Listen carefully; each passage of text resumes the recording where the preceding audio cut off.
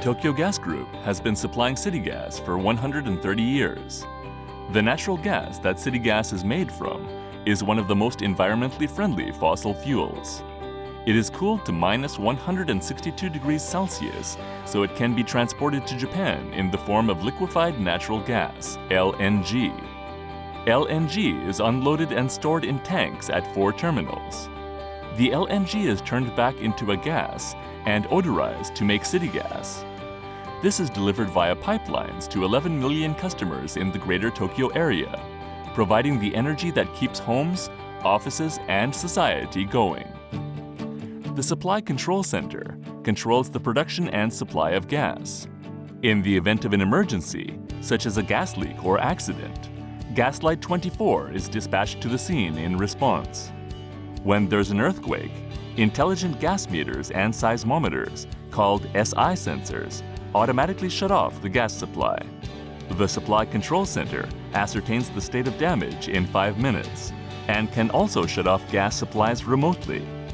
If gas service is interrupted, arrangements are in place to enable gas utilities around the country to cooperate on recovery work to restore service as soon as possible. We have the most contracts of any of the new power producers and suppliers who have entered the fully deregulated electricity retail market. We are developing smart energy networks using cogeneration systems and promoting the wider adoption of farms to help protect the environment and save energy too. We are also committed to developing our liquid gas business, residential services, engineering services, and urban development services, and to expanding our operations overseas. Continue to expect the best from Tokyo Gas Group as we deliver energy to bring new light into people's lives and communities.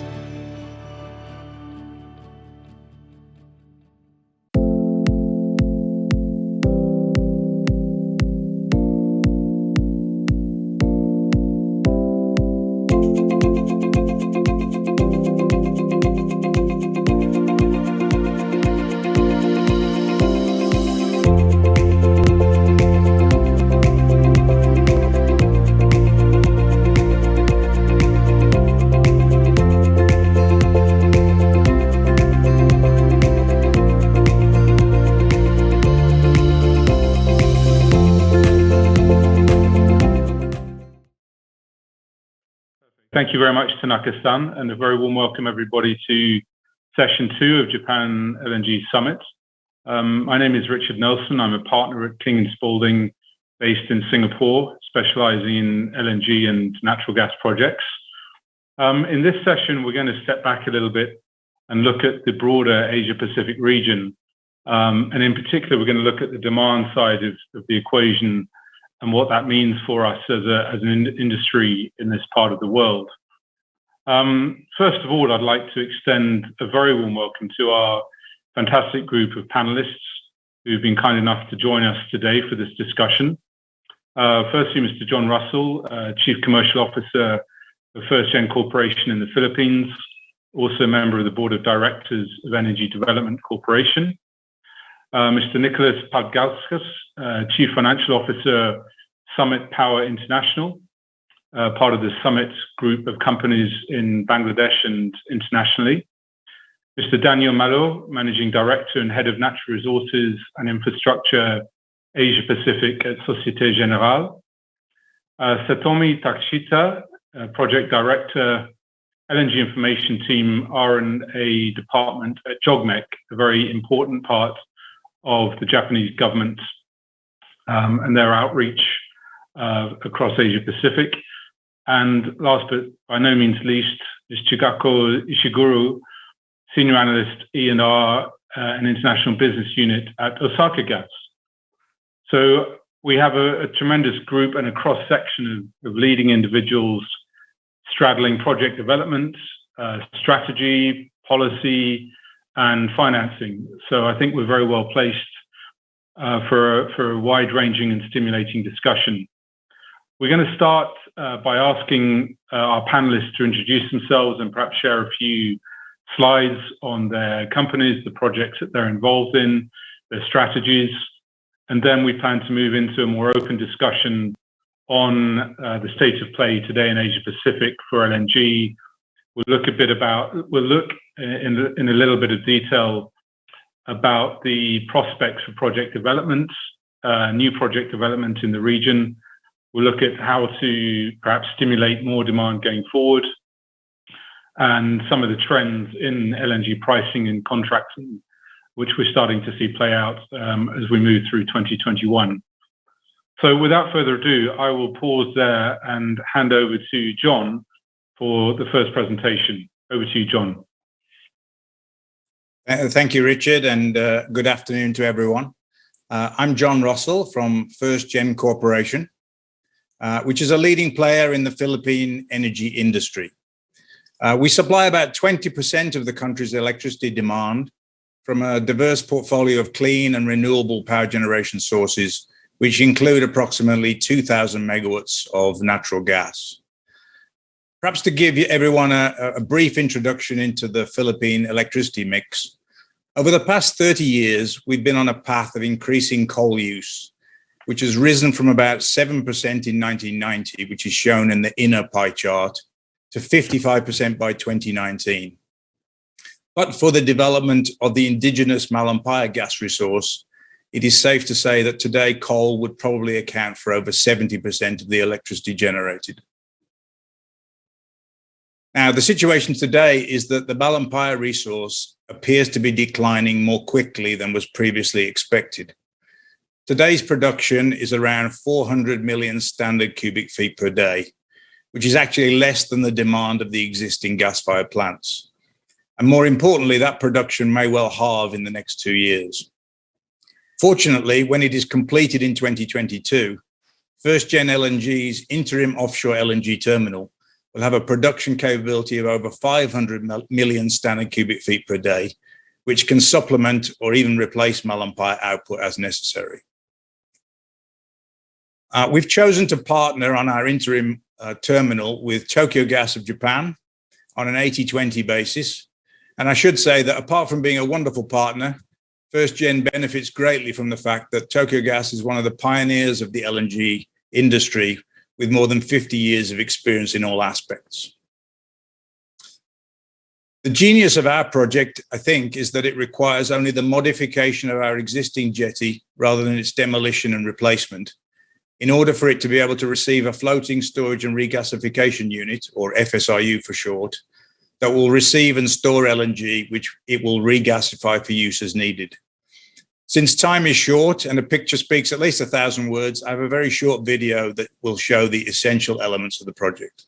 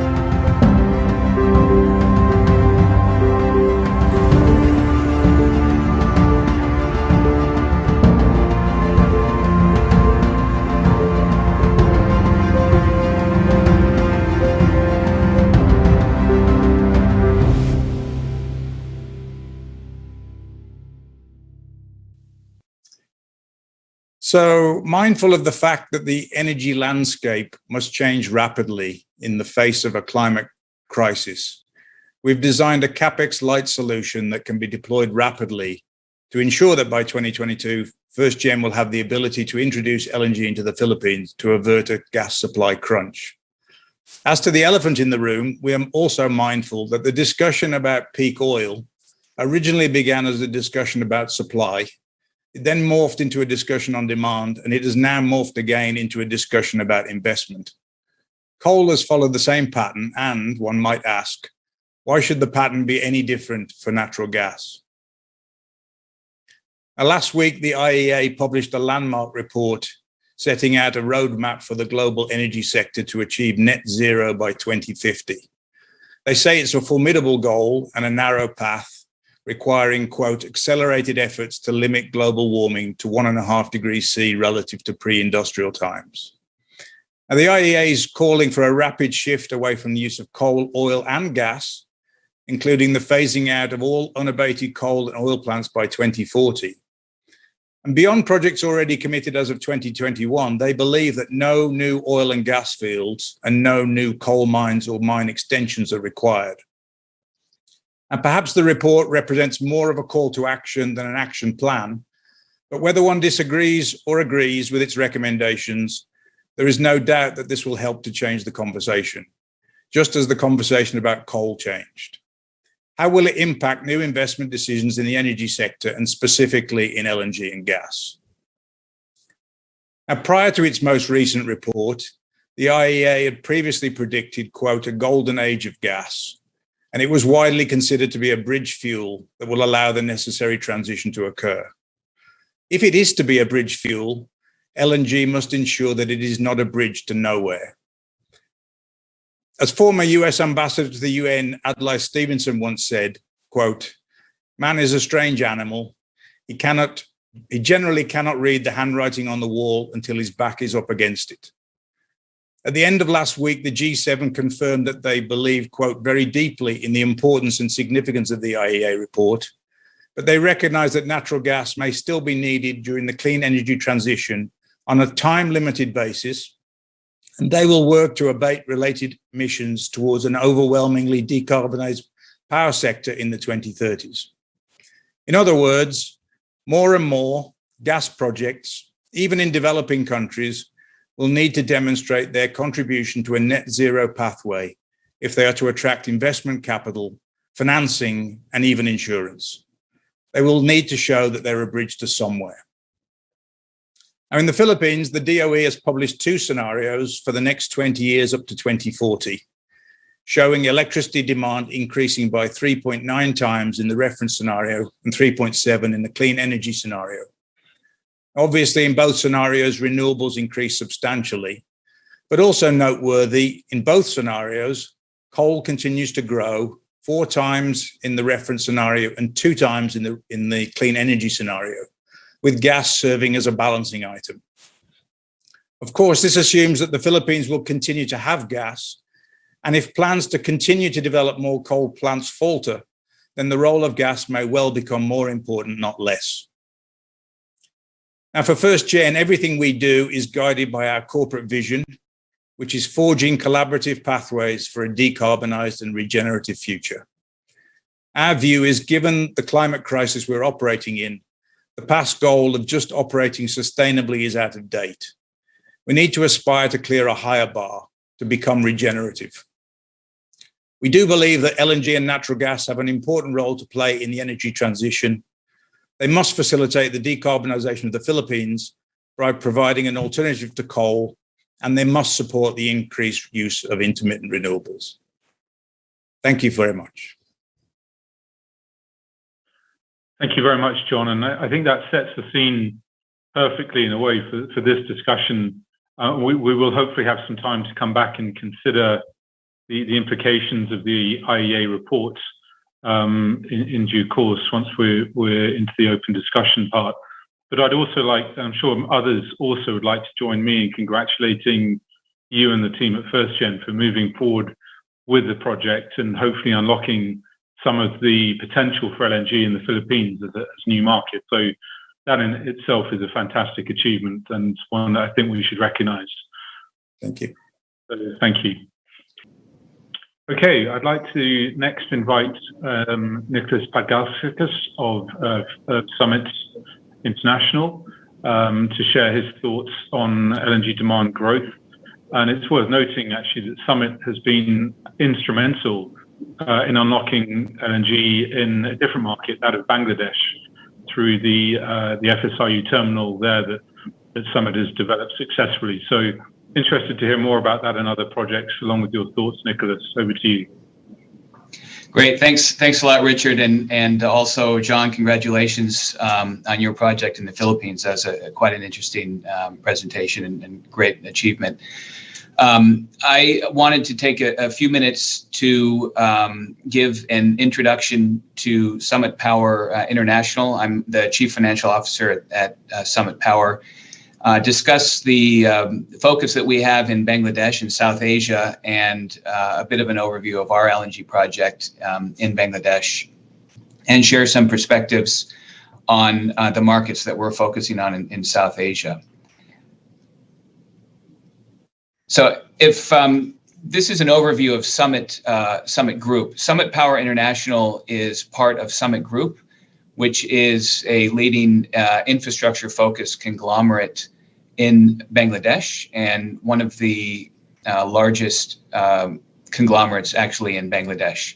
Summit Power International, as you can see on the left side of the page, is a power generation and LNG infrastructure company. We're the largest independent power producer in Bangladesh.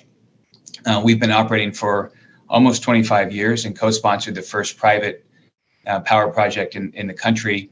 And we also operate the second FSRU terminal in Bangladesh. And part of the other parts of Summit Group include fuel supply and trading through a shipping business. We also have, or Summit Group also has port operations. It also operates the largest telecom infrastructure fiber optic network in Bangladesh, and is involved as well in real estate development. So this slide is a summary of our power portfolio and gas portfolio. The map shows where our projects are located. We actually have 18 power projects that we own and operate. 17 are operational, and one is under development, a 600 megawatt CCGT gas-fired plant. Totaling, our total portfolio is around 2.3 gigawatts of power. Almost 70% of that is gas-fired. The rest is fuel oil. 20%. We have 20% of the market share of the private operated power market in Bangladesh. Around half of the market is publicly owned with government entities, and the rest are through IPPs. And we also have our 500 million cubic feet per day FSRU. Since 2019, JERA, Japan's largest power generation company, has also been a strategic investor into Summit Power International. And along the lines of partnerships, Summit Power we pride ourselves on strong partners, which we've forged over the years, starting even in the late 90s with IFC. IFC has partnered with Summit Group at the corporate level. They've also lent to us and are lenders to us at the project level. They invested at the corporate level a few years ago and exited in 2019. At that point, JERA became a strategic shareholder with a 22% interest. We also partner with Mitsubishi in our LNG project, GE as well, across several of our plants. GE is viewed as a very strong EPC provider, and even invest with us in some of our projects, as well as with Tayo Life. So as we discuss enabling LNG import and infrastructure development in various regions, partnerships are critical, and our partnerships have been quite helpful, working with us on our projects.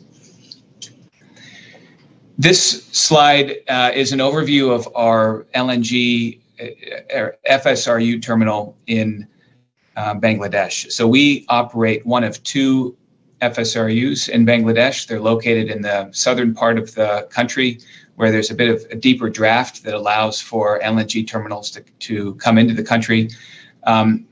We own 75% of the terminal alongside Mitsubishi. And if you look at the top left of this slide, it gives a graphical representation of the different stakeholders and parties involved. The terminal company leases an FSRU from Accelerate. We also contract with PSA Marine for tugboat services. We had an EPC contract with GeoOcean and McGregor to develop the mooring and pipeline from the FSRU onto shore. We've obtained financing from SMBC and Clifford Capital, amongst others, for financing of the project. And we interface with the government of Bangladesh as well as with Petrobangla, which is a national oil company, on the project agreements around this project. So as mentioned, this is one of 2 FSRUs in the country. So the total import capacity of LNG with these 2 FSRUs is 1 BCF per day. And looking at the bottom right chart on this slide shows the existing domestic gas production and projected gas demand within the country, as put forth in the gas sector master plan in Bangladesh. And what you can see is that there's substantial gap between existing domestic gas production and demand, and the government has taken steps to try to meet that, fill that gap with imports from LNG. So if we go to the last slide, wanted to share some perspectives on the markets where Summit Power is focusing. Our core market is in Bangladesh. We also are focused in South Asia. Sri Lanka, India, and Pakistan are viewed as core countries. And we also look at Southeast Asia as well. But just wanted to share some perspectives, and then perhaps can touch on these points during the remainder of the discussion. What we've shown on this slide is the existing installed power generation by fuel type in each of the 4 countries mentioned currently, and what's projected according to each of the countries' ministries' power sector plans. And a few things that I would point out. There's red represents gas-fired generation capacity on these charts, and you can see that there's a bit of a different profile across each of these countries and how much gas-fired power is expected to be in the countries going forward. One observation is that in each country, it's constrained in terms of its domestic gas supply. So if gas is to form part of the power generation mix, there needs to be an infrastructure, whether over land or through LNG imports into the countries. Generally, I think each country is focused on developing renewables. Some have better access to renewables than others, while each recognize that there's a need for, at this point at least, a stable supply of baseload power. And that can come from either coal or gas. And as John had mentioned, if you're not developing gas, then it's coal. So if you want to reduce coal exposure, then there's a focus on developing gas. With just briefly discussing each of these countries, in Bangladesh, they've developed 2 FSRUs to import gas into the country. Sri Lanka has no domestic gas at the moment, but are in the process of developing an FSRU. Pakistan, very similar to Bangladesh, has good domestic supply, but it's declining, and they as well have brought 2 FSRUs into the country and are looking to expand. With India, it's quite interesting because at the moment it's quite focused on renewable power and bundling that renewable power with coal, where there's some great coal supply in India. So there's where we see less gas projected to be part of the power supply. But that's, at the moment, more policy related. So I think the summary conclusion that I wanted to take from this slide, that enabling gas import into the countries really has to come down to government support, both from a policy perspective, but also to enable the required infrastructure, whether that be FSRU or LNG terminals, as well as the gas pipeline grid and electrical grid. So I think those are some topics that perhaps we can touch on during the remainder of the discussion. And so I'll pause there. Excellent. Thank you very much, Nicholas. That was superb, and I think a great reminder of some of the challenges and the bottlenecks that we're facing in terms of unlocking new markets or even existing markets in some cases, particularly around infrastructure and the need for development capital, for financing, for policy direction and clarity. But also, and I think both you and John touched on this, the collaborative nature of a lot of these projects. I mean, the theme of this topic is partnering. And I think, FirstGen and Summit have demonstrated that with the right partners on board, you can achieve what some may almost consider the unachievable. But you've certainly done a fantastic job to get to this stage in Bangladesh. Okay, thank you very much. Okay, moving on, our next panelist is Daniel Malo from Societe Generale. So Daniel, perhaps I could just ask you to say a few words of introduction on yourself and some thoughts on what SocGen is doing to help move things forward across the industry, particularly obviously on the financing side. Yeah, thank you, Richard. And I will make comments from the point of view of a capital provider to the sector and really look at what the opportunities are and also what the challenges are. And, for some time now, I've been a strong advocate of demand creation and new markets opening up across the Southeast Asia and South Asia region in particular. An illustration of that to some extent is the financing of Java 1 in Indonesia, which we completed about 2 years ago now, which was a floating regasification and storage unit coupled with 1,700 megawatts of new gas-fired power generation. And in a lot of ways, we saw that as a harbinger of things to come in the region. So today, when I think about demand in LNG, demand growth, demand creation in the region, to me, it's really two sides of a coin.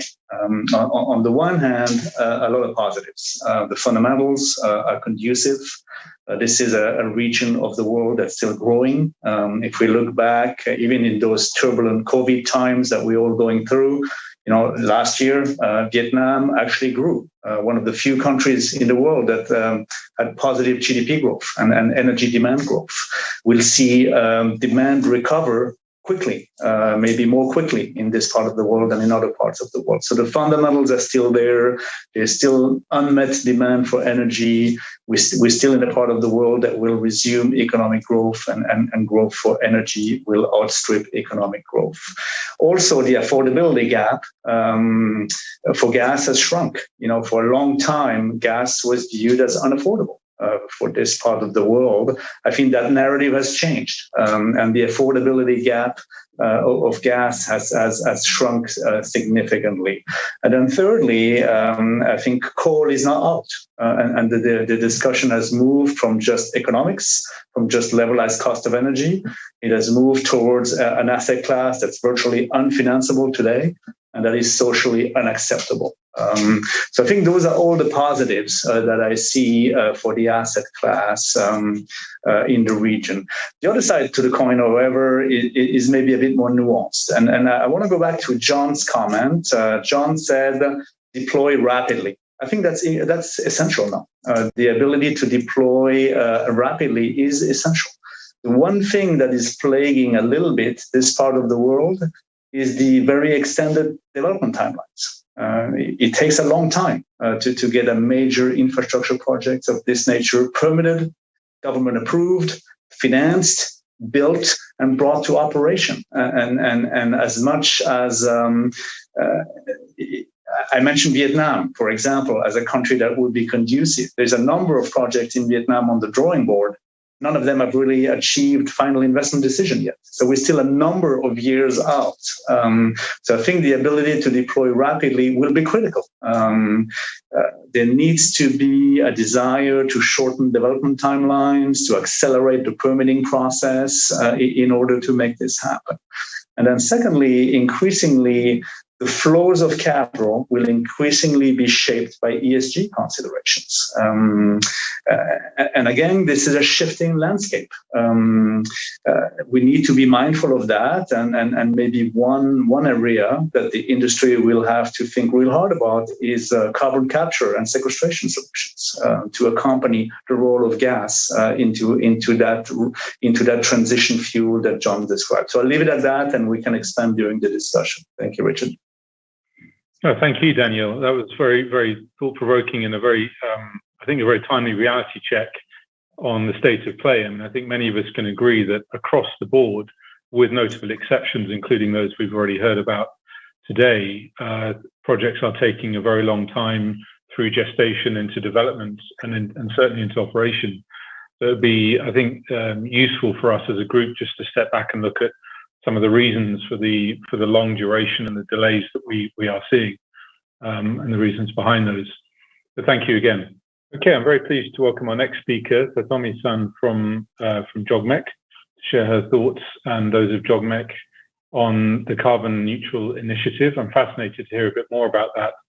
I think it's noteworthy that JOGMEC and the Japanese government as a whole is doing so much to facilitate many of the initiatives that we've been talking about across Asia Pacific relating to natural gas and LNG. So, as I say, I'm very interested to hear your thoughts, Satomi-san, on this new initiative. Over to you.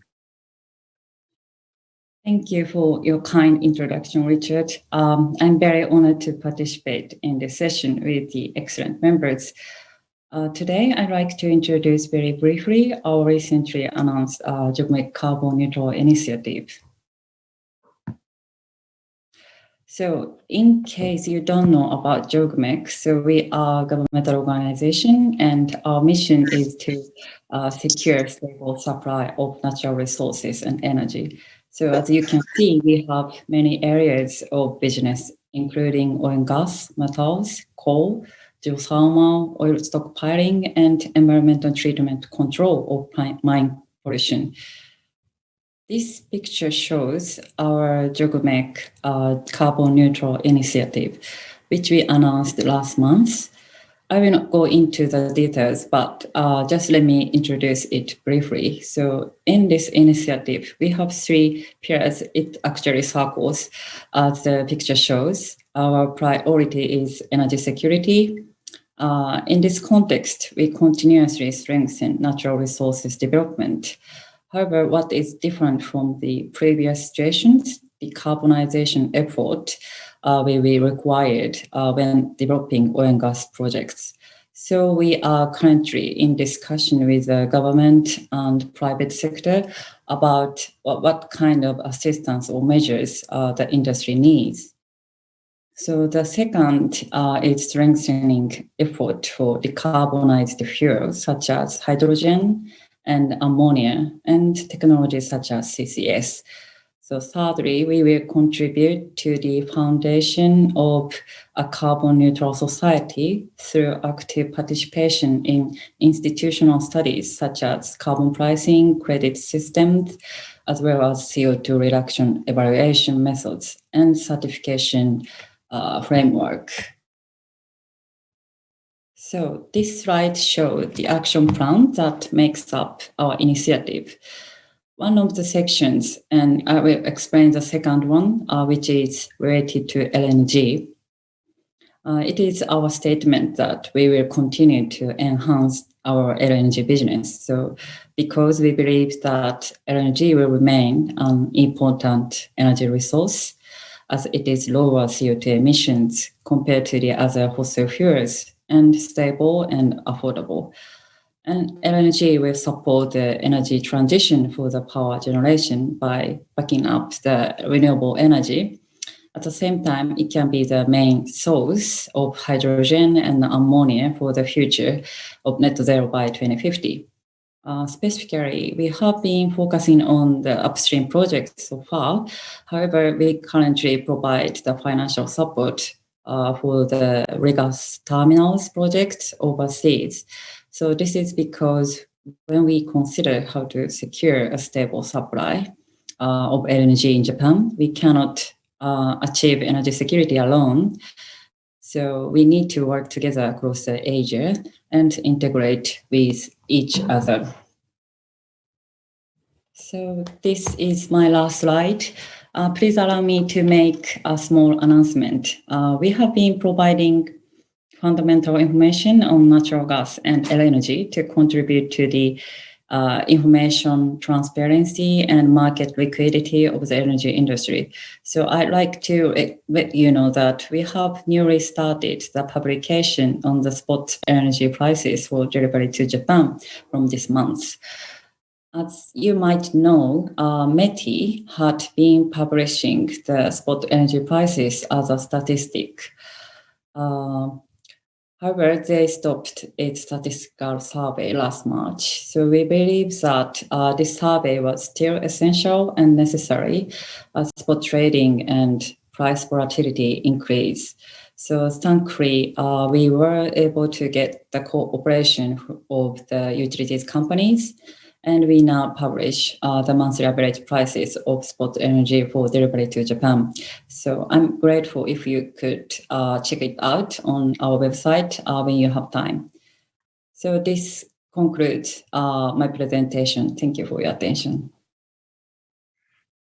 Excellent, thank you, Satomi-san. And I personally, I wasn't aware of the new JOGMEC LNG website. I think that's a tremendous initiative. And one that will hopefully bring more transparency to LNG spot pricing, certainly in Japan and perhaps across the region as a whole. So that's very encouraging to hear. Thank you for sharing with us. Okay, great. Our last presentation today is from Chikako-san at Osaka Gas, one of the largest LNG players in the market internationally today. So I think it'll be a very nice way of rounding out the presentations, at least, to hear from Chikako-san and Osaka Gas on their thoughts for creating more demand, perhaps, for LNG across Asia Pacific. So over to you, Chikako-san. Thank you very much. Thank you very much for kind introduction, and thank you very much for kind invitation for this session.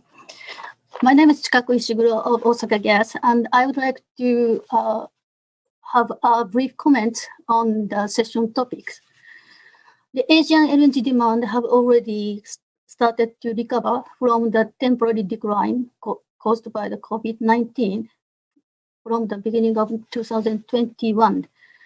This proves a strong potential demand of the region.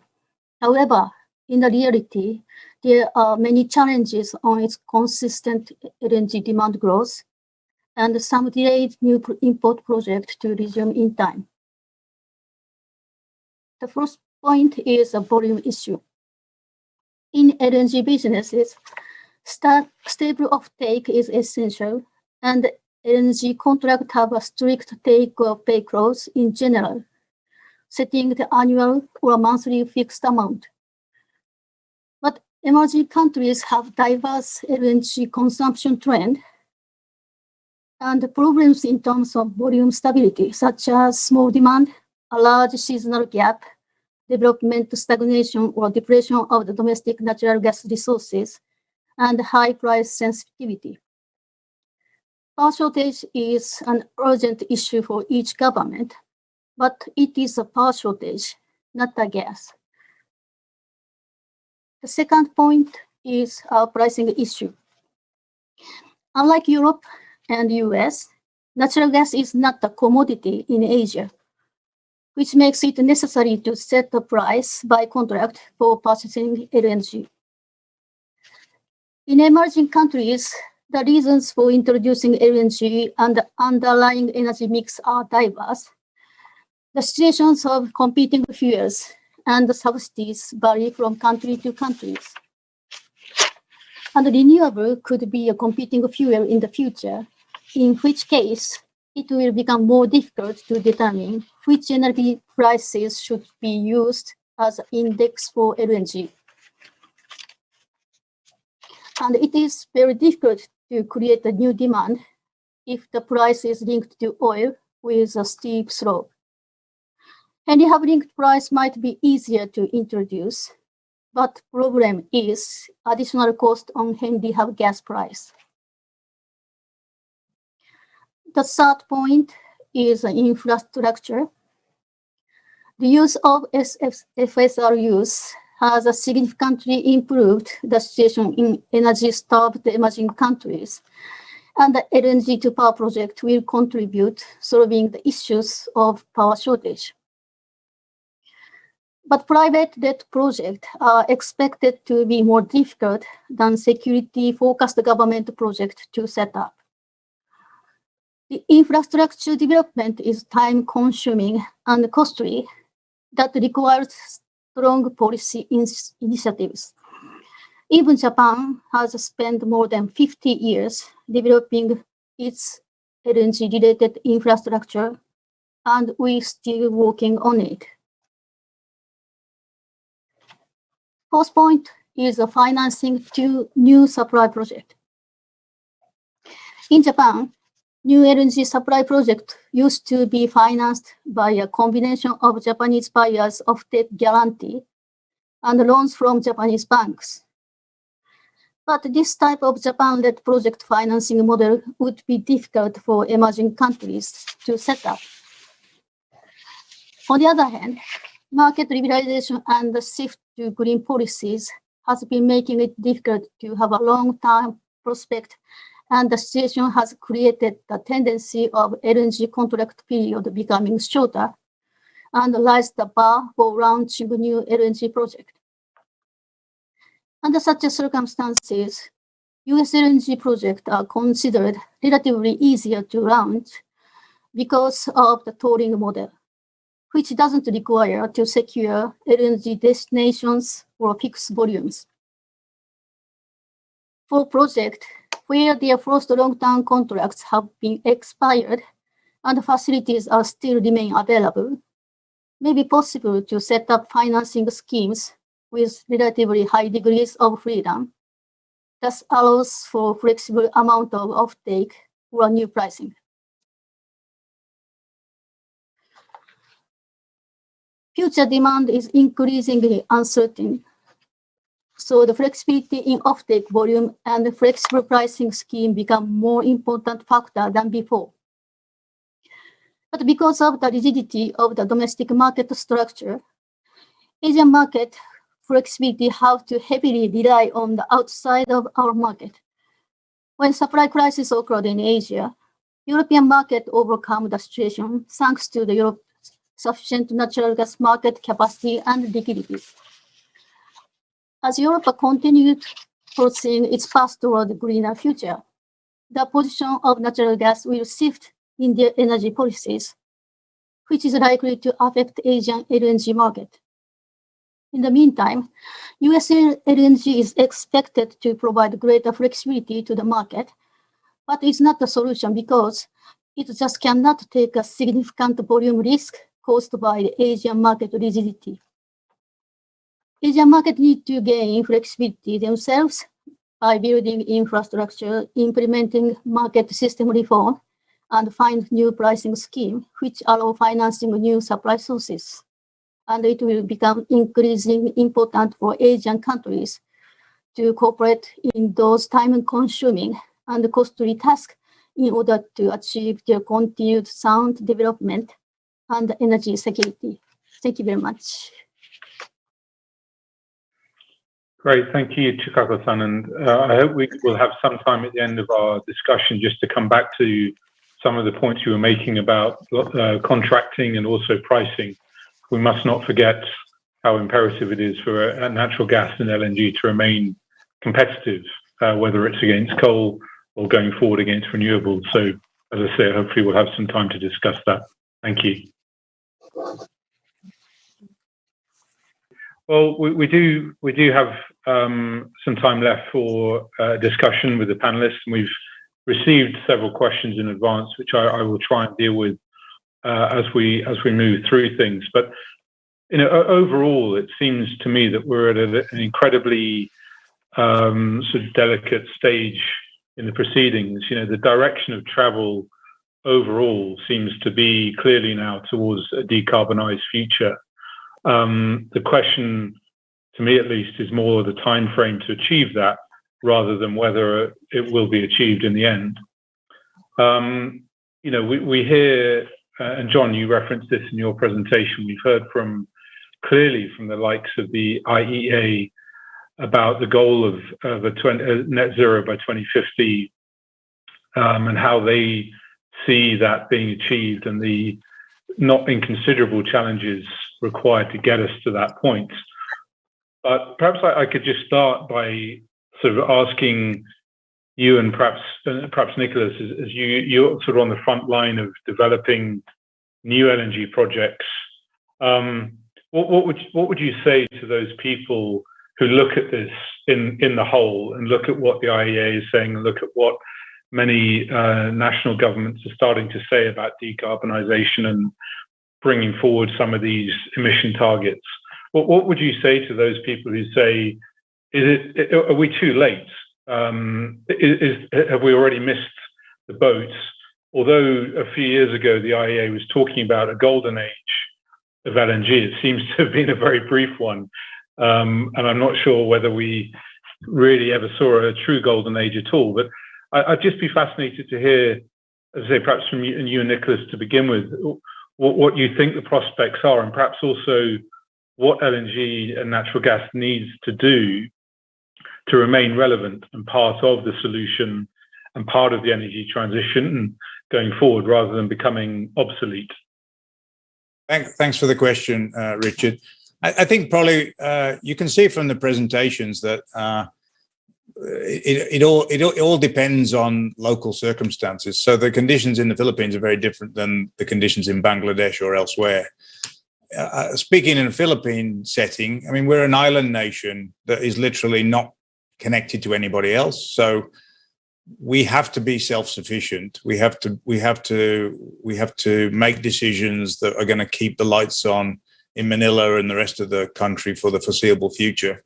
There's a great deal of interest in renewables here. And until recently, there was no real prospect of an alternative to coal, because the existing gas developments were constrained by the output of the single field that was supporting them. So it's taken quite an effort to get LNG to the point where it's a serious contender. But that's only happened by being innovative. So in our case, we didn't wait around for financing. So we've decided to proceed on balance sheet with the intention that at some point in time in the future, we will take out financing. But we knew if we waited to try and get all the ducks in a row from day one, it just wouldn't work. And we've got an imperative. So our gas supply is about to run out. It's about just in time to replace it or supplement it. But we know that if we hadn't had sponsors that were prepared to take a deep breath and take a decision, it just wouldn't have happened. And I think that may become a case more and more in other countries around the world, especially if they don't have government guarantees ready to backstop a development, if it's being done, if it's basically a private sector initiative. Yeah, understood. And I think that's a very valid point, that it does depend on the particular circumstances of each market. And the configuration of that market. In other words, whether historically the market has relied on coal or renewables or gas, perhaps in some cases. But Nicholas, because you were saying, I think in your presentation, or you're looking really at South Asia and the prospects for gas consumption increase across that whole vast region. And are you still optimistic, or are you an optimist, I should say, when you look at those target numbers, bearing in mind, as I say, that the counterweight seems to now be to sort of move as quickly as we can away from fossil fuels towards greener forms of energy generation? I would say yes. I'm optimistic and hopeful in a sense. I mean, it is a bit difficult, I think, to predict the speed at which we will make a full transition to renewable energy. But what we can say today is that fossil fuels are still quite relevant, I think, in pretty much any market, and particularly in South Asian markets and Asian markets, where, you know, as I had mentioned, you know, each of the governments in our geographic focus, they're all very interested in building out renewables, and some have perhaps a different you know, more or less incentives put in place, but there's a strong desire to do that. But at the same time, we're not yet at a stage where we can move completely away from, you know, stable baseload power that is provided from coal and gas. So at some point, I think, depending on how technology develops in storage and battery and using ammonia and hydrogen efficiently and cost competitively, there will be a transition, but it's a bit hard to predict how fast that will occur. In the interim, our view is that gas is a good alternative to coal in terms of at least a transition fuel. It's definitely quite important in Bangladesh. And the other, I think, thing to note is that depending on each country might have different ability to develop renewable energy, depending on the resources that are available. And I haven't necessarily, you know, studied all of this in depth, but just thinking about it, you know, that we know that in Sri Lanka, it's smaller than the other countries. It has a lot of great hydroelectric power, but I'm not sure how able it will be to develop some other sources of renewable energy. I mean, in India, they're very well endowed in terms of solar. If you go out west to Gujarat and Rajasthan areas, the efficiency on solar plants is very high in certain parts of India, especially including on wind as well. You can have quite good efficiency. In Bangladesh, we do have the ability to develop solar and wind, and that is occurring, but it is a bit more challenging because of the low-lying lands, the flooding, and the monsoon seasons there, which force any solar development to be built up to avoid flooding. And the wind patterns in Bangladesh are quite different than what you see in India. So you have to think about low wind speed technology for developing of wind power, and you know the best places to put wind developments in Bangladesh are along the coasts, sort of in the Delta region or in the southern coast. So then you have to start thinking about protecting wind developments against adverse weather. So it's just to point out that in each country, you know, there's different considerations, and it may be easier or harder to implement renewable energy that is competitive today relative to other fuels. So I do think that at least for the foreseeable future, gas should and can form a very attractive part of the energy mix. And then, you know, we'll see how quickly we can all move to a renewable energy and carbon neutral future. No, understood. And very valid points, Nicholas. Thank you. But Daniel, coming to you with your financing and sort of capital hat on, do you worry when you look at what the IEA is saying, when you look at some of these net zero 2050 goals, do you worry about stranded fossil fuel assets and the risk that they may pose increasingly going forward to banks and to corporate balance sheets? Yeah, that is the dreaded scenario, right? And you know, if we think about those large-scale, complex energy infrastructure projects, 2050 is tomorrow, you know, by those standards. Those projects are not they're not 5-year projects, for John, for Nicholas to plan, develop, and build and recoup their capital. They're looking at 20, 25-year economic lives, at least for those assets. So I think the decisions that will be made today over the course of this decade or the first half of this decade will really shape the energy matrices of those countries by 2040 or by 2050. So that's the first thing, is the investment horizon to get there. Secondly, not all markets are created equal, right? Nicholas mentioned the different landscapes in terms of renewables. The Philippines are blessed with geothermal resource. So that is likely to be a large component of the energy transition in the Philippines rather than wind. Indonesia is blessed by hydro. A very large hydro potential. So that is likely to be part of the solution in Indonesia rather than solar. India stands out for solar, high capacity factor, very low tariff. So the solutions will be a little bit different depending in the markets.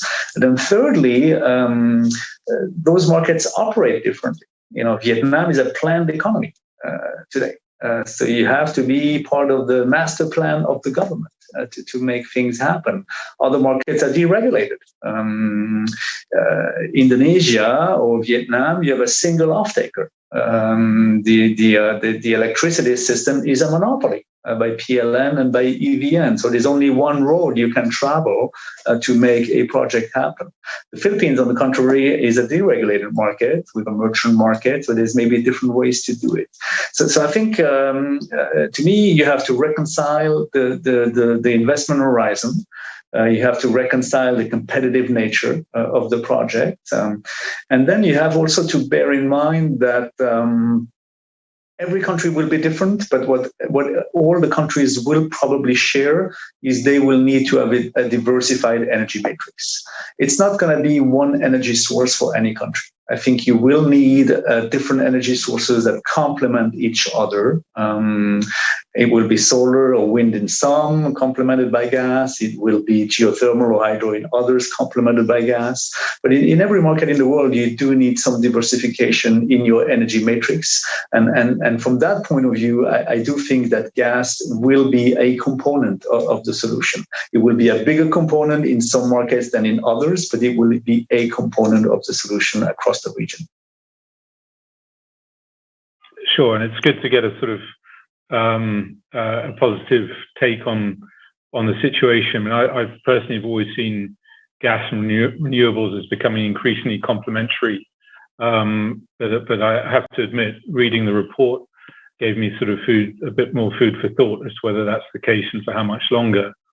But I was interested, and perhaps I could bring Satomi-san just to bring you in at this point in the discussion, because I think in one of your slides where you had the JOGMEC action plan, you clearly see LNG and natural gas as part of that action plan, and therefore, if I understand correctly, as a key part of this whole energy transition, which perhaps is a slight nuance or a slight difference from how the IEA seems to be viewing things, which is that essentially we should move rapidly away from all fossil fuels and replace them as quickly as we can with greener forms of energy. So I wanted just to get your thoughts on how important you see LNG and gas being in the energy transition, and for how long you see that being the case. Okay. Since the IEA report was published, there has been a lot of discussions. It's been a week, though. We also have been internally talking about what the implication of the report is. So I was very interested to hear what you guys who are actually involved in the LNG business think about it. So I'm glad I had this opportunity. So as some of you may know, JOGMEC was formerly the Japan National Oil Corporation. So we have a long history in the upstream oil and gas sector. So in this context, the message in the IEA report that there is no longer need for new investment in oil and gas upstream projects and also liquefaction facilities, or this has a significantly strong impact. However, Mr. Koyama-san from IEJ made a comment in his report today, which is this analysis is based on the backcast method, so which shows things need to change to reach net zero by 2050, as it was published by the IEA. So people often take it as a forecast rather than a backcast. And I think that what the report has done is to show in numbers how difficult it is to achieve net zero by 2050. So in this respect, I think it was a good opportunity for everyone to share an awareness of these challenging issues. One of concern is that, as John or Nicholas, Daniel mentioned already, the power generation situation and energy mix differs from country to country and region to region. So I don't think this report was described in detail in the report. So actually, we cannot ignore the potential for renewable energy in Asia is not high. So we, of course, recognize and understand the importance of international cooperation. But I think we still need to consider each country's circumstance and energy security on an individual basis. So as everyone says, there is no magic that can change overnight. So we need to make steady progress while maintaining our normal way of life without any blackout or power outage during the cold and heat wave. And if we have time, I just would like to mention about hydrogen and ammonia to achieve carbon neutrality by 2050. So it is essential to build a new supply system for hydrogen and ammonia. And they should be supplied stable and affordable like existing fossil fuels. So the IEA has stated that LNG will continue to be an important source of blue hydrogen and blue ammonia in the future. So we, JOGMEC, will use our accumulated expertise in subsurface evaluation and demonstration studies to support CCS. And we are talking with the government to provide support for hydrogen and ammonia production as part of a package with upstream development. So that's all I have to say. Thank you. Sure. No, thank you very much, Shatami-san. That was a very, very interesting take on things. And I agree. It seems to be, I think we're all agreed. It's more a question of evolution rather than revolution. But the IEA seems to have given everyone a bit of a jolt and made us step back and reconsider what sort of pathway we're actually on. But look, I mean, we've got with a group of experts here, and while we're talking about coming back to talk a bit more about natural gas and LNG, I think Daniel, in your opening remarks, you provided, as I said at the time, quite a good reality check almost on where we are and the time that it seems to take to move these projects forward. I mean, you mentioned Java 1 in Indonesia as a great example of an LNG to power project that has been, that has reached financial close. But I think I'm right in saying it's probably the only one. There are very, very few others in Asia Pacific that have reached that milestone. So I guess it's sort of an open question to the group, perhaps starting with Chikako-san, coming to you first. Why do you think it is taking so long to open up these markets? Why is it taking so long to develop infrastructure projects, the regas terminals, the LNG to power projects? What are the key things that you think can change or need to change if we're going to rapidly move forward? Because it seems now there is more of a sense of urgency than before, so we have to get moving. But what is it going to take to get us moving and to unlock some of the potential in these markets? Perhaps I could start with Chikako-san and then throw it open to the group for your thoughts. So when the countries decide to introduce LNG, for example, they need to construct the regas facilities and not only the regas facility, but also construct the land-side infrastructure like pipelines or power plants. And they must work on the gas and electricity sales contract at the same time. So any types of entry barrier to the market could cause a significant delay of the project. So therefore, the policies to improve the market environment are necessary. But as I said, in Asia, countries' characteristic is varied from the country to country, and there is oil gas producing countries and consuming countries. So situation is very different, and so it is difficult to say the all at once, but even Japan to open up the market is very, very difficult because of the one barrier is energy security. Because Japan is almost all the energy is imported, so it is difficult to open up all the market like US or Europe. But so that may create the rigidity of the market, but it is very difficult to solve the problems, I think.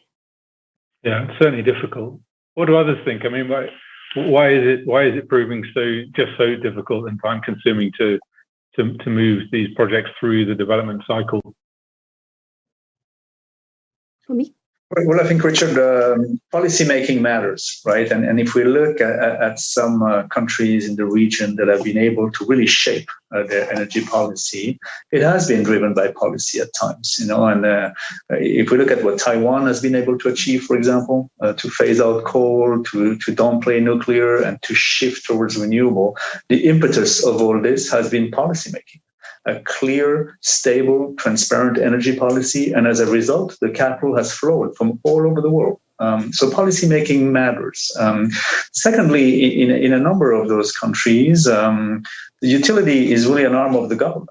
You know, if I think Vietnam, if I think about Indonesia, the utility is owned by the government. So this is a great tool for the government to shape policy if they want to, is to use the utility. We talked about the importance of having contracts to attract capital. Well, you could fast track, right? PPAs for gas projects. If you had PLN or if you had EVN, you could assign a higher degree of priority, make those procurement processes more efficient, more rapid. That is also a way to shape policy. Thirdly, the permitting process is always complex and lengthy. So there again, that's a lever that the government can use to fast track permitting processes for certain asset classes. That is also maybe a way to accelerate things. But I maybe yield to John and Nicholas, who deal with that day after day, and they might have other suggestions. I think for me, I mean, I'm actually not surprised that it takes a long time for the very simple reason that these are extremely complex projects with a lot of moving pieces that all have to mesh together to make them successful. In our case, we've been looking at LNG at first gen since 2012, and it was originally configured as an onshore terminal, which is going to cost $1 billion. And if you're going to spend $1 billion, you're not going to spend $1 billion unless all the I's are dotted and the T's crossed. So in our case, we looked for a way to do it in a more rapid fashion with lower capex, lower risk, something more bite-sized that we could develop quickly, in inverted commas. But quickly is a relative term. I think since we took a decision to pivot to an FSRU solution, in relative terms, we've moved very, very quickly. But it is all relative. And you know, for our project, you know, we don't have the added complexity that it's a project which requires a power plant to be built to justify the terminal. We already have power plants that exist which need the terminal. So that's actually one headache which is removed. If you add in the complexity of having to build the demand and the supply at the same time, it's really not that surprising that it takes a while to get all of those ducks in a row, at least from my perspective. Yeah, and you make a very, very good point, John. And perhaps I could just come to Nicholas on this one. about structuring. I mean, John makes the point that actually if you're developing a regasification terminal in and of itself, that's a very different beast to an integrated LNG to power project. But I'm just curious to get your take on what you think works from a sort of structuring standpoint, or what maybe is a more optimized project structure. I mean, there are a number of variations, aren't there? There's integrated, non-integrated, tolling, non-tolling. But what do you think from a developer standpoint? What do you think is the right way to go about this, or is there a right way? Is it sort of horses for courses?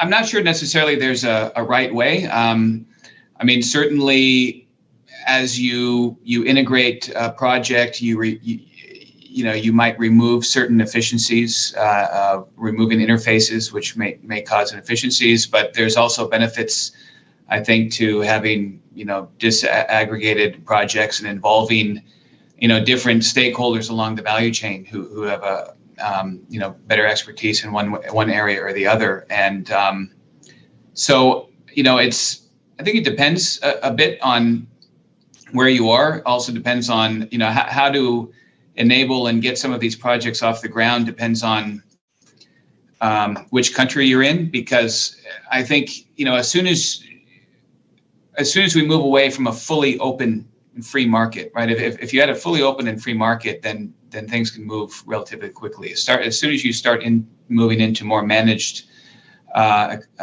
economies, then their governments have to take decisions, and that will take a bit longer time. And they want to make these, and combined with the fact that they're very complex projects, as John mentioned, I think that that will add to some of the time needed for development. And what I mean by depending on where you are, I mean, in Bangladesh, maybe very more important to have a strong government guarantee on offtake, given versus other countries that might have a different credit profile. So I think that that is also something to consider as well.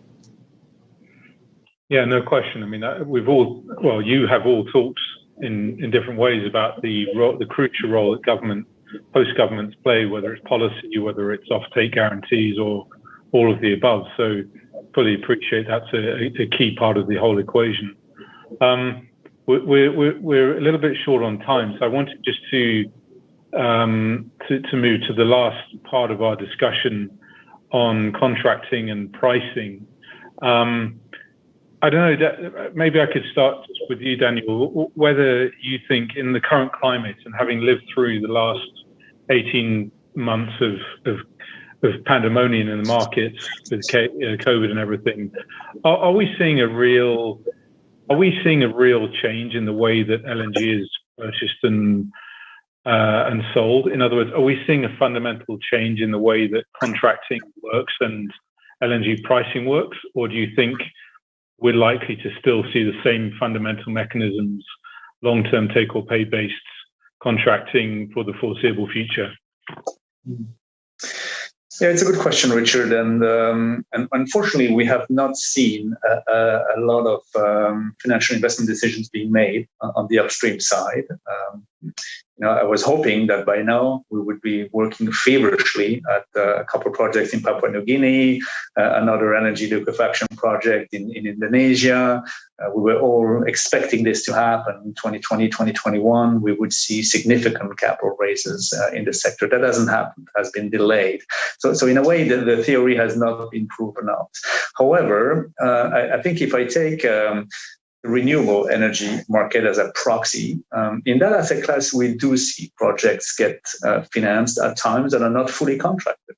We see that in Australia, hybrid projects.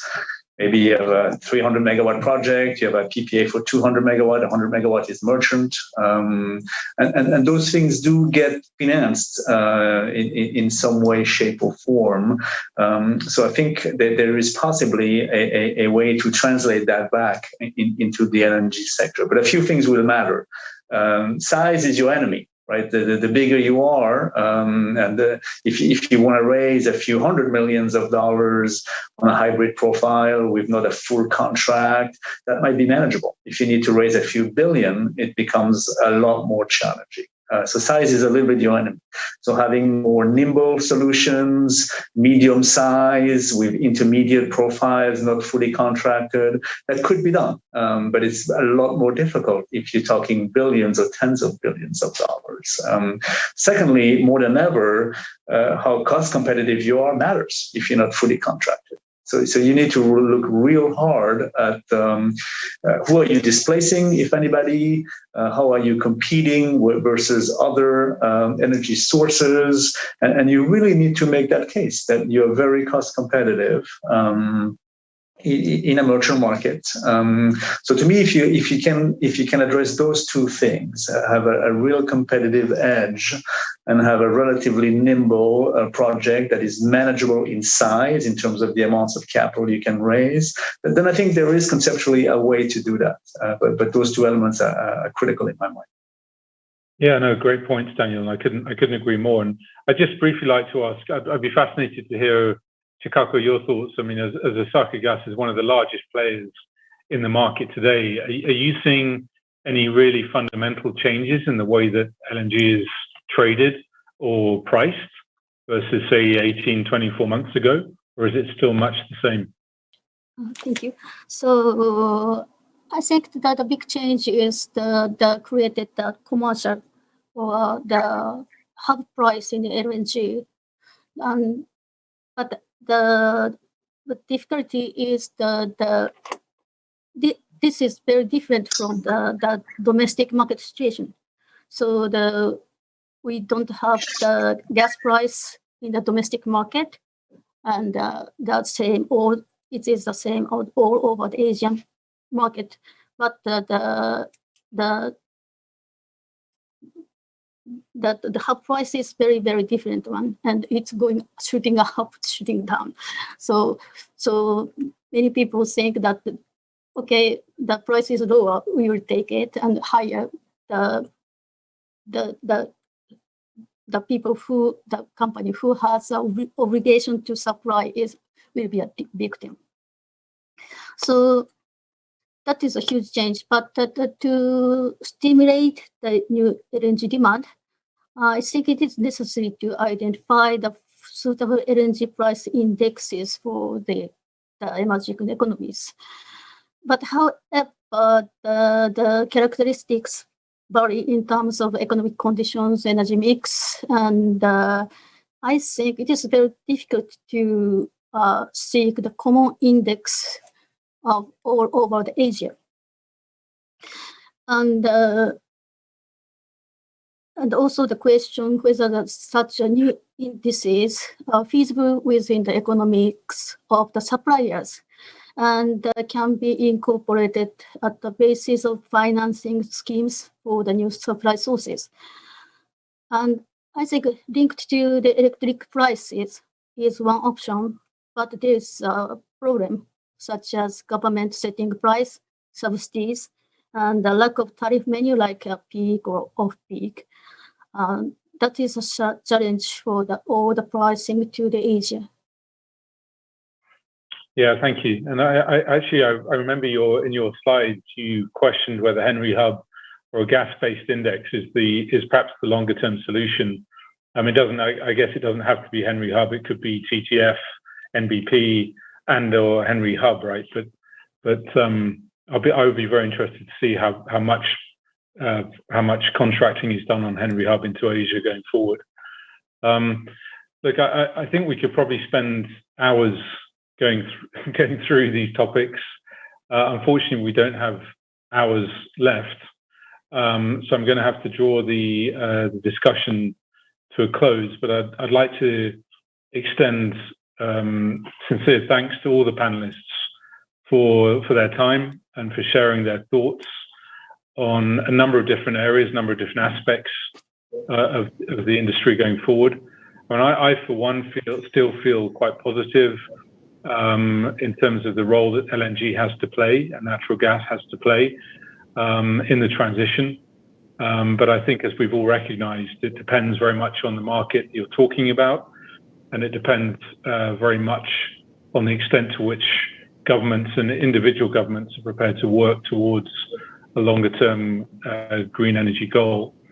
On which note, as we wrap up this discussion, I'd like to hand the reins over to Shirai-san from METI, who's going to talk in his keynote speech about Japan's vision towards a greener, more hydrogen-based economy. So it'll be fascinating to hear, as a conclusion, how that's going to play out in Japan. But I'm going to stop there. And again, thank you all very much for your time. I found the discussion very, very stimulating and very interesting. So thank you very much again. So thank you very much for this opportunity to speak about Japan's policy developments in the hydrogen space. My name is Toshi Shihai. I'm a director of Advanced Energy System Division in Ministry of Economy, Trade, and Industry. So let me start by explaining why we paying a lot of attention to hydrogen. There are three reasons. So Japan, as a resource-scarce country, we need to increase self-sufficiency of energy, and also we need to enhance energy security. Since hydrogen can be produced from diverse resources, including fossil fuels, renewables, I think we can enhance our energy security by using hydrogen, for example, by diversifying the suppliers of energy. And the second reason is the benefit of decarbonization. Hydrogen can be used to decarbonize a variety of sectors, including power generation, transport, industry, etc. Even though we need to overcome a lot of technical challenges and also reduce the cost of hydrogen production. And the last one is the economic impact. We have a long history to try to tap the potential of hydrogen. And we have a lot of cutting-edge technologies to use hydrogen. That gives us a lot of advantage to enhance our industrial competitiveness by tapping the potential of hydrogen. This is an overview of our policy pillars of policies which underpins our efforts to expand production and use of hydrogen. We have a basic energy plan enacted in December 2017, which underpins the overall direction of our hydrogen policy. We see hydrogen as a key contributor to decarbonization, enhancing energy security, and enhancing industrial competitiveness. We also have a basic hydrogen strategy, which was developed under the Prime Minister's initiative. And this is, I believe, is first comprehensive national strategy focusing on hydrogen. And we see hydrogen as a future energy option toward 2050. We have a lot of numerical targets included in this hydrogen strategy. For instance, we would like to reduce the cost of hydrogen to $3 per kilogram by 2030, and then further down to $2 per kilogram by 2050. We also have a strategic roadmap to facilitate the development of hydrogen and fuel cells. Also, we have a technology development strategy which identifies key important areas to focus our research resources to develop hydrogen technologies. This is an overview of our basic hydrogen strategy. The key here is to reduce the cost of hydrogen. And to this end, we need to do our efforts both on supply and on demand side. We need to tap the inexpensive feedstock to produce hydrogen. For instance, the unused resources such as brown coal or renewable energy, which is abundant all over the world. Also, we need to scale up the hydrogen supply chain by which we can benefit from economies of scale to reduce the cost of hydrogen. And also, at the same time, we need to pump up the demand for hydrogen in a variety of sectors. We start with mobility sector and then move on to power generation sector and further to industrial sector to increase step by step the demand of hydrogen. We also, at the same time, we need to develop key technologies along the whole hydrogen supply chain from production, transportation, and consumption of hydrogen. This is a key numerical targets included in our hydrogen basic strategy. And for instance, we'd like to increase the number of hydrogen refueling stations to around 320 by 2025, while we have at this moment around 160 hydrogen stations being under operation in Japan. Also, we would like to reduce the cost of hydrogen from a current $10 per kilogram, which is the price of hydrogen sold at the hydrogen station in Japan, to $3 per kilogram by 2030 and $2 per kilogram by 2050. I wouldn't go into details of this technology roadmaps, but we developed a roadmap in March 2019 in an effort to set a technical milestone to achieve the numerical targets set in our basic hydrogen strategy. For instance, we would like to reduce the price cost gap between fuel cell vehicles and conventional vehicles from around 3 million yen to less than 1 million yen by 2030. We also enhance our efforts to reduce the cost of fuel cell systems, for instance, by reducing the amount of platinum used in the fuel cell systems. As such, we have identified a lot of technical challenges along the whole hydrogen supply chain to facilitate the development of technology needed to meet the hydrogen demand in the future. This is a basic snapshot of Japanese hydrogen technology deployment.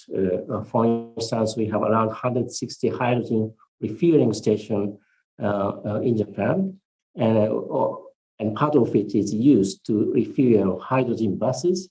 And currently, around 100 hydrogen powered bus is running on the road in Japan. Also, automobile makers are now in the process of developing fuel cell powered trucks, which will be demonstrated early next year, hopefully. And also, as you might know, Toyota unveiled a new type of fuel cell vehicles last year in December. And also, Japan Railway Company is now in the process of introducing the fuel cell powered train in the demonstration phase. And also, as a recent development, Japanese industries came together to form a kind of hydrogen industrial body, composing of around 150 organizations from a variety of industrial sectors. And also, we started our efforts to produce the so-called green hydrogen with 10 megawatt electrolyzer set up in the Fukushima prefecture in Japan. On the supply side, we also think it's important to establish international hydrogen supply chain, not only to produce hydrogen domestically. Given the large volume needed for instance, for hydrogen power generation, we need to tap the potential of foreign countries to produce hydrogen relatively cheaply using renewable energy or other unused resources. And to this end, we are making a demonstration project, for instance, to carry liquefied hydrogen from Australia to Japan. using the hydrogen liquefied hydrogen carrier ship, which was built for the first time in the world. And also, we are also making a demonstration project to carry hydrogen by methyl cyclohexane, which is an organic material which serves as a carrier for hydrogen. We also, at the same time, support the technology development of hydrogen power generation to stably burn the hydrogen as fuel for power generation.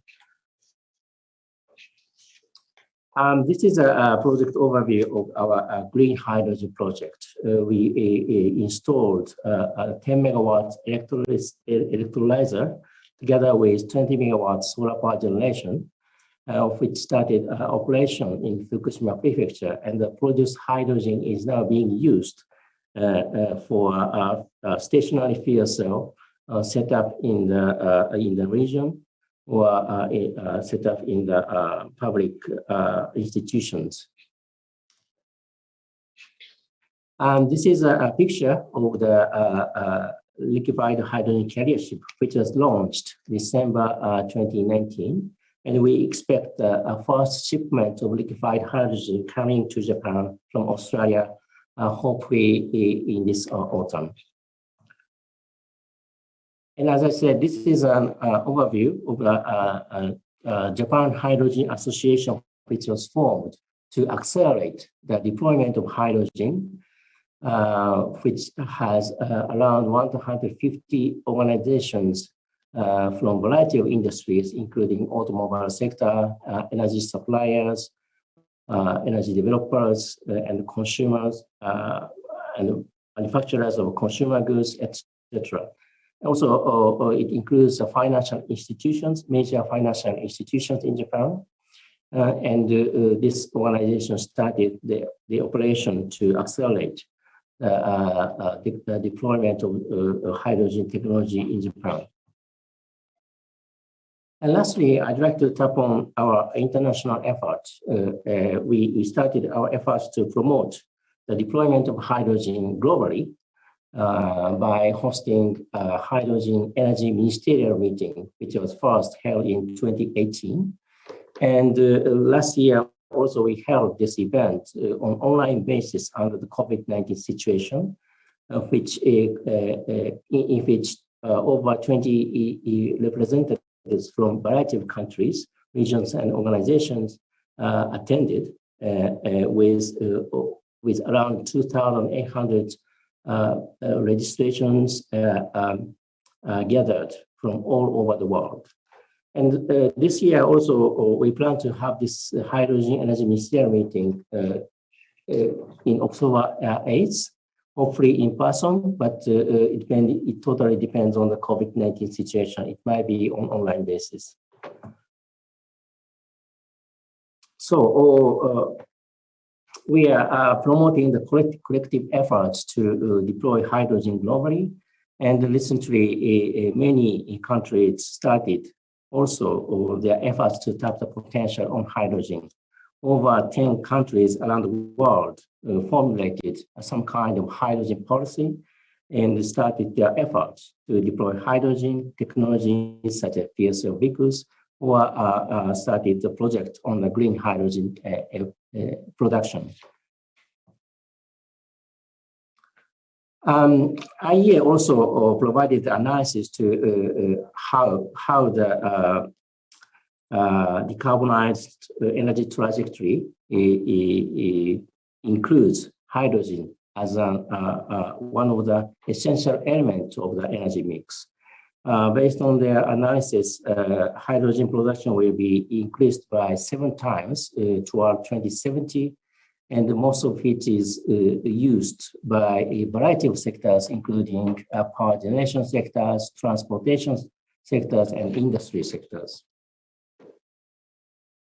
Lastly, I'd like to mention our green growth strategy. Our Prime Minister Suga announced the carbon neutrality by 2050, December last year. And based on that, our Minister Kajiyama unveiled a green growth strategy, which includes hydrogen as one of the important areas for the carbon neutrality by 2050. So based on that, we will intensify our efforts to or accelerate our efforts to deploy hydrogen and reduce the cost of hydrogen. We would like to enhance our efforts to produce hydrogen at scale, also transport hydrogen at scale, and consume hydrogen at scale. And we will mobilize our financial resources from Green Innovation Fund, which has around $19 billion for the next 10 years to accelerate the hydrogen technology in Japan. With that, I'd like to finish my presentation. And if I may, I'd like to respond to the questions from the audience. And one of the questions is about about why we use liquefied hydrogen rather than compressed hydrogen. Yes, based on our long experiences of using transporting hydrogen in the transport sector, we see some benefits of liquefied hydrogen from cost perspective.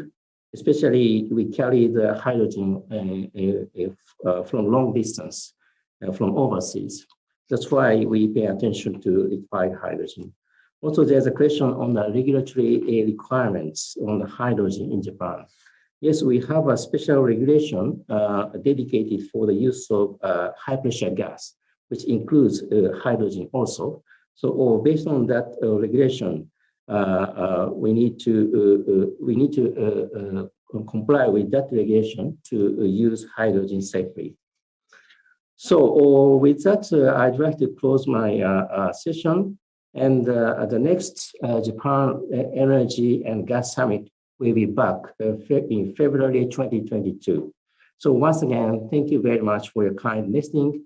And we are looking forward to seeing you next year. Thank you very much.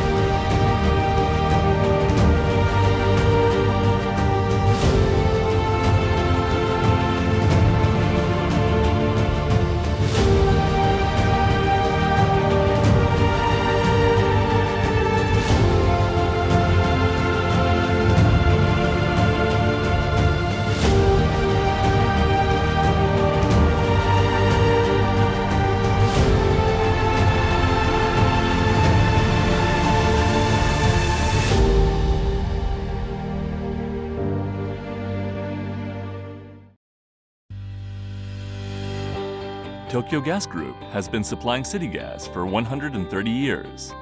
The natural gas that city gas is made from is one of the most environmentally friendly fossil fuels. It is cooled to minus 162 degrees Celsius, so it can be transported to Japan in the form of liquefied natural gas, LNG. LNG is unloaded and stored in tanks at 4 terminals. The LNG is turned back into a gas and odorized to make city gas. This is delivered via pipelines to 11 million customers in the greater Tokyo area, providing the energy that keeps homes, offices, and society going. The Supply Control Center controls the production and supply of gas. In the event of an emergency, such as a gas leak or accident, Gaslight 24 is dispatched to the scene in response. When there's an earthquake, intelligent gas meters and seismometers, called SI sensors, automatically shut off the gas supply. The Supply Control Center ascertains the state of damage in 5 minutes and can also shut off gas supplies remotely. If gas service is interrupted, arrangements are in place to enable gas utilities around the country to cooperate on recovery work to restore service as soon as possible. We have the most contracts of any of the new power producers and suppliers who have entered the fully deregulated electricity retail market. We are developing smart energy networks using cogeneration systems and promoting the wider adoption of farms to help protect the environment and save energy too. We are also committed to developing our liquid gas business, residential services, engineering services, and urban development services, and to expanding our operations overseas. Continue to expect the best from Tokyo Gas Group as we deliver energy to bring new light into people's lives and communities.